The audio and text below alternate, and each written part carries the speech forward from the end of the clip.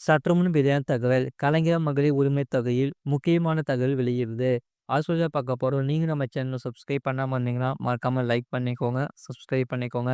மற்றவர்களுக்கு தெரியப்படுத்த ஷேர் பண்ணுங்க. தமிழ்நாட்டில் இந்த மாதத்துக்கான கலைஞர் மகளிர் உரிமைத் தொகை முன்கூட்டியே வரவு வைக்கப்பட வாய்ப்புள்ளதாக கூறப்படுகிறது.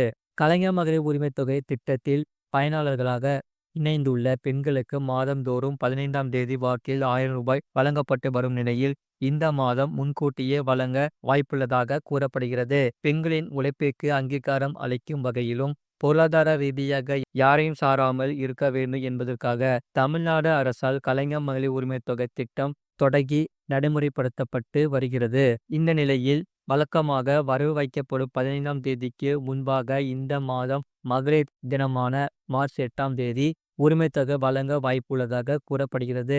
2021 சட்டமன்ற தேர்தலில் திமுகவின் வெற்றிக்கு முக்கிய காரணமாக பார்க்கப்படும் மகளிர் உரிமைத் தொகையின் தவணையை உயர்த்தி வழங்கலாம் என்று திமுக தலைமைக்கும் அக்கட்சிக்குள் இருந்து கோரிக்கைகள் வருகின்றன.